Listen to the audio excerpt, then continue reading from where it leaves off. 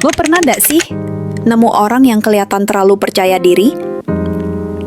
Foto dikit upload, pencapaian kecil langsung diumumin, ngobrol dikit aja udah kayak pidato. Kadang bikin kita mikir, apaan sih nih orang? Narsis banget. Tapi, plot twistnya, justru orang-orang kayak gitu yang sering lebih dulu sukses dibanding mereka yang kalem-kalem aja.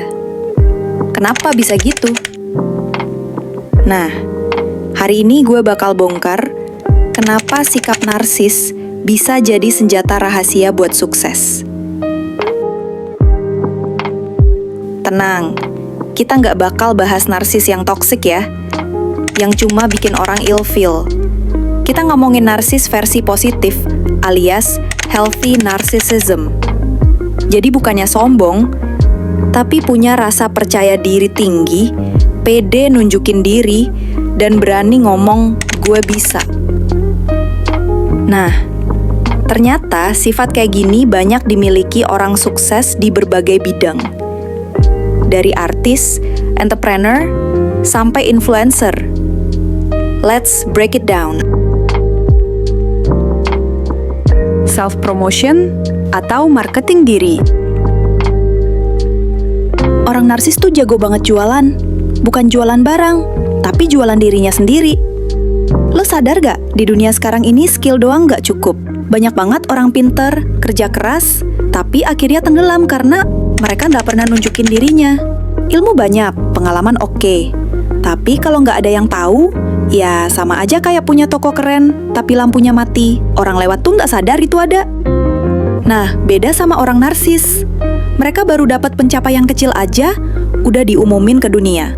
Orang lain mungkin bilang, lebay banget sih baru segitu aja udah pamer.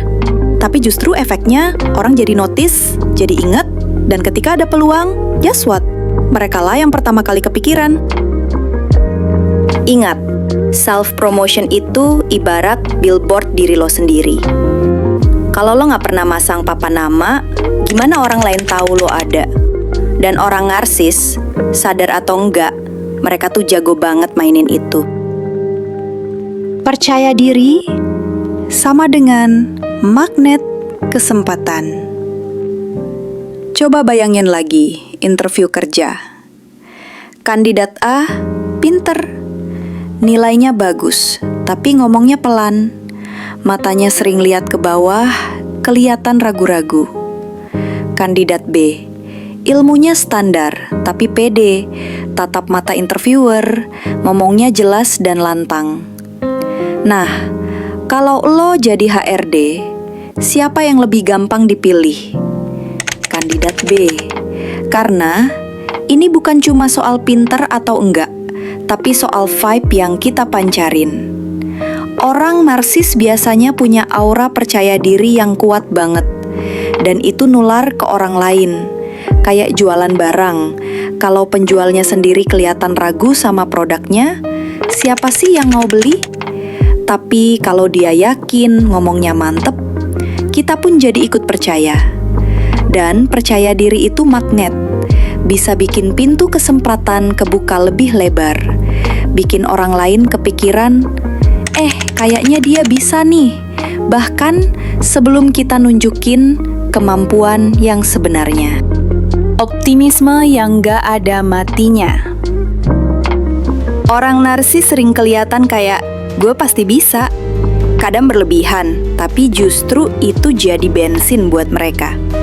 Karena mindset gue pasti bisa, bikin mereka terus coba lagi, walau gagal berkali-kali. Sedangkan orang yang terlalu rendah hati atau takut salah, seringkali mundur duluan sebelum mulai. Jadi wajar aja orang narsis kelihatan lebih sukses, karena mereka, ya, terus maju, gak pakai malu. Relasi dan networking. Ini poin yang jarang orang sadar. Orang narsis tuh biasanya suka jadi pusat perhatian. Nah, efek sampingnya, mereka jadi lebih gampang dikenal, lebih gampang bangun relasi. Ingat ya, sukses itu jarang sendirian. Selalu ada faktor orang lain, entah itu partner bisnis, mentor, klien, atau bahkan followers yang dukung kita. Dan orang narsis, dengan segala update dan pedenya itu, bikin orang lain ngerasa deket dan familiar. Kayak, oh gue tahu dia, sering lihat dia update ini itu. Contohnya gini, lo pasti lebih gampang nyapa orang yang sering nongol di timeline lo, ketimbang orang yang diem-diem aja kan? Nah, dari situ komunikasi bisa nyambung, relasi bisa kebentuk, peluang bisa muncul. Tapi hati-hati. Sekarang catatan penting nih. Narsis itu bisa jadi senjata, tapi kalau kebablasan bisa jadi bumerang. Kalau setiap hari isinya cuma pamer tanpa arah, orang bisa ilfeel. Bukannya terinspirasi, malah mikir, apaan sih? Sombong banget. Dan yang lebih bahaya lagi, orang bisa kehilangan respek sama kita. Branding yang tadinya bagus, bisa hancur gara-gara kita terlalu fokus nunjukin diri, bukan nunjukin value. Ingat, dunia digital itu cepet banget ngejudge. Satu kali kesannya salah, langsung dicap. Jadi kuncinya adalah balance, narsis secukupnya. Jadi kesimpulannya, kadang kita terlalu takut dibilang narsis. Padahal, percaya diri dan berani nunjukin diri, itu justru kunci biar orang lain notice kita. Jangan kebanyakan mikir takut dibilang lebay, karena yang sering main aman, biasanya tenggelam.